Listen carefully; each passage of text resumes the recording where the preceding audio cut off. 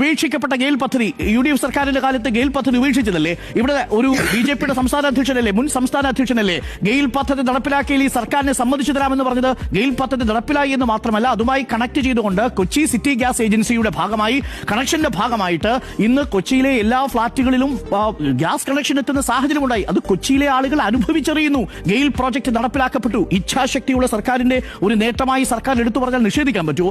ഇടവൺ Kochi power highway, അത് കർഷകർക്കും വൈദ്യുതി ഉപയോഗിക്കുന്നവർക്കും സംബന്ധിച്ചിടത്തോളം വലിയ നേട്ടമായി മാറിയ പ്രോജക്റ്റ് അല്ലേ? അതും ഉപേക്ഷിച്ചതായിരുന്നില്ലേ UDF ഉപേക്ഷിച്ചു പോയ പല പദ്ധതികളും ഏറ്റെടുത്ത് നടപ്പിലാക്കിയതിന് ഏറ്റവും നല്ല എക്സാമ്പിൾ അല്ലേ ദേശീയപാത വികസനം നമ്പർ 1, നമ്പർ 2 ഗെയിൽ പദ്ധതി, നമ്പർ 3 ഇടവൺ കൊച്ചി പവർ ഹൈവേ.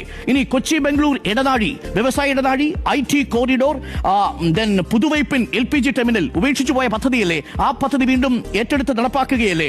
മലയോര ഹൈവേ, ഇന്ന് പണി ഏകദേശം 70% പൂർത്തിയായിരിക്കുന്ന തീരദേശ ഹൈവേ.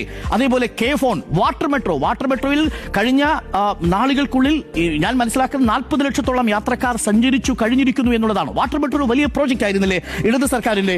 ഇതൊക്കെ നമ്മുടെ മുന്നിലുണ്ട്. അപ്പോൾ അടിസ്ഥാന സൗകര്യ വികസനത്തിലും കേരളം വലിയ മാതൃകയായി മാറുന്നു എന്നുള്ളതാണ്.